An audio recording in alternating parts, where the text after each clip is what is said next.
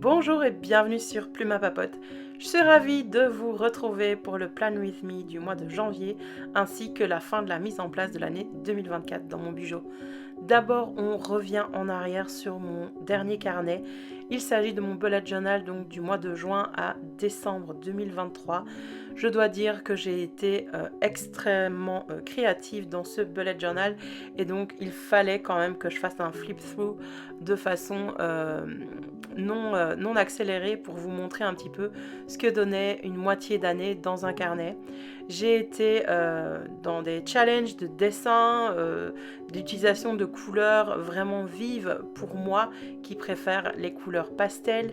J'ai testé diverses techniques et finalement j'ai été limitée par la qualité du papier du carnet étant donné qu'il s'agissait d'un carnet de chez Action vraiment peu cher.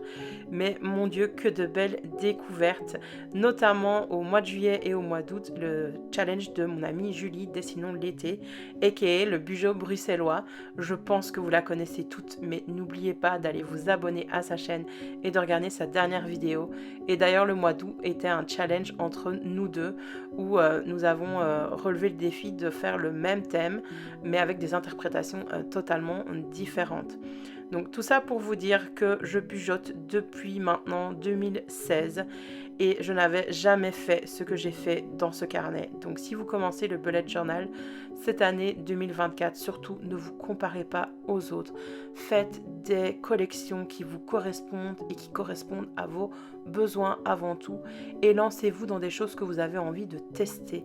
Moi pour le mois de septembre, j'ai eu envie de tester l'aquarelle et le dessin avec mes petits moyens parce que c'est vraiment pas mes capacités habituelles, mais je suis plus que contente du chemin que j'ai parcouru pendant cette année 2023 et que d'ailleurs vous pouvez suivre mois par mois puisque cette année-ci, j'ai enfin réussi à vous tourner une vidéo Plan With Me tout du long et tout est rassemblé dans une playlist YouTube.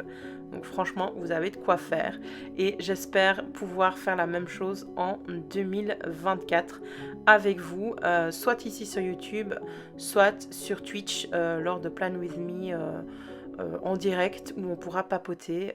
Et c'est ce que j'ai fait d'ailleurs avec cette vidéo que vous êtes en train de regarder pendant que j'étais en train de la tourner vue d'en haut pour vous ici sur YouTube.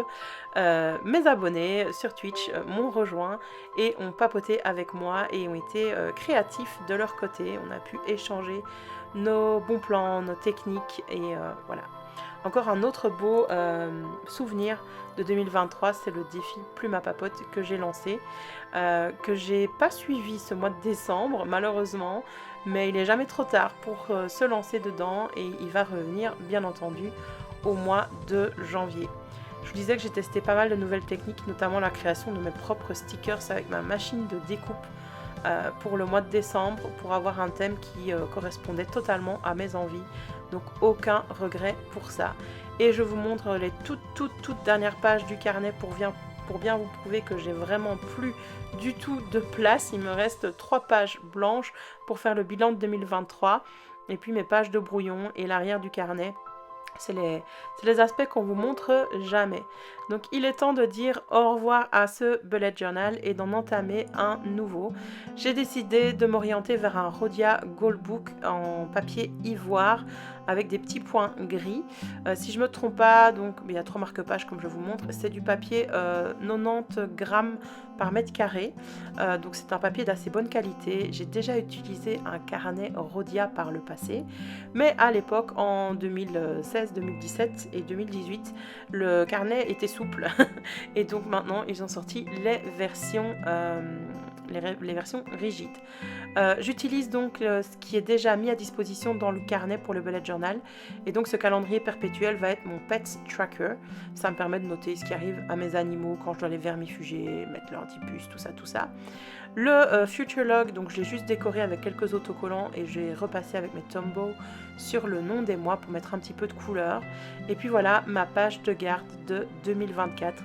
Donc j'ai utilisé des stickers qui viennent de chez Bugeaud et Gribouillis et des stickers prédécoupés à coller de chez Action.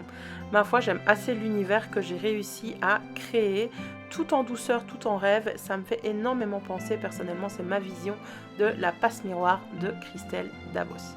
Je vous montre ici donc ce que je vais utiliser pour mon mois de janvier parce que j'ai pensé à un thème vraiment très particulier et un fil rouge pour l'année 2024 dans mon bullet journal. Donc l'idée, ça va être en fait de donner comme thème à chaque mois une autrice connue ou pas connue, hein, mais une autrice qui a marqué la littérature. Je vais donc commencer avec Jane Austen et vous voyez donc tout ce que j'ai préparé avec ma machine de découpe. Des stickers qui viennent de Canva, mais aussi de Pinterest que j'ai réimporté dans Canva pour pouvoir après les découper avec ma machine de découpe. J'ai imprimé la première page de Orgueil et Préjugés en anglais et découpé donc les silhouettes de Darcy et Elizabeth. Et on va tout de suite s'attaquer au mois de janvier. Avant le mois de janvier, je décide quand même de rajouter une double collection, une double page pour la planification de mes contenus jusqu'au mois d'avril. Donc pour ça, c'est une collection que j'ai vue chez mon amie Julie, donc le Bugeaud bruxellois, dont je vous ai déjà parlé. Je dessine tout simplement des petits carrés et réguliers, et donc les mois vont s'enchaîner les uns après les autres. J'écris tout simplement les dates dans des couleurs différentes, ainsi que le nom des mois, dans des couleurs pastel pour pouvoir réécrire dessus. Et j'espère que ça va me permettre d'avoir une meilleure vision de mon planning de contenu, à la fois sur YouTube, sur Instagram et sur Twitch, parce que oui, je suis sur ces 3 plateformes, donc n'hésitez pas à vous abonner sur les 3, hein. J'aimerais bien que mes réseaux se développent un petit peu, et le fait que vous vous abonniez, ça me donne un petit peu plus de crédibilité auprès de partenaires possibles, bien entendu, comme des maisons d'édition, ou encore, pourquoi pas, des revendeurs, des créateurs de papeterie, et ainsi de suite. Donc voilà, l'objectif n'est pas de me mettre la rate au courbouillon avec mes réseaux sociaux, parce que je fais tout en spontanéité et avec une grande franchise, mais avoir quand même une vision un petit peu plus éclairée là-dessus m'aidera très certainement, et c'est le but du bullet journal. Ici je voulais placer une petite baleine qui me restait, mais j'y arrive pas, donc je vais la placer sur la page de garde. Et on est parti tout de suite donc pour la création du mois de janvier dans ce Bugeaud. Donc tout a été découpé et créé par mes soins. Et je cherche donc, pendant que je discute sur Twitch, comment agencer du mieux possible les différents papiers, les différentes découpes. Vous allez voir, c'est très kitsch, c'est très chargé. J'ai un style comme ça dans mon bullet journal où je n'arrive pas à être minimaliste, même quand je souhaite l'être. Il faut à chaque fois que j'en mette toujours plus. Très honnêtement, les papiers que j'avais sélectionnés là, je ne pensais jamais les utiliser. Mais il faut jamais dire jamais. Donc... comme vous pouvez le constater, je décide en fait de consacrer le mois de janvier à Jane Austen. Ça va me donner d'ailleurs l'idée d'un jeu de mots un peu foireux, mais qui m'a fait beaucoup rire. Cette autrice est ultra méga connue et vraiment une autrice à succès désormais, alors qu'elle n'a jamais pu voir son nom publié avec ses œuvres. Ses œuvres ont été publiées de son vivant, mais de façon anonyme, parce qu'à l'époque, une femme ne pouvait pas, bien entendu, écrire ni publier ses propres romans. Imaginez un petit peu le scandale. Pourtant, Jane Austen, elle est née dans une famille aimante, éduquée, et qui va lui fournir une éducation pas banale pour une femme de son époque. Et ils vont la soutenir dans ses rêves d'écriture. Mais la société aura une telle influence que... de son vivant, elle sera connue et célèbre pour ses écrits, mais pas avec son nom.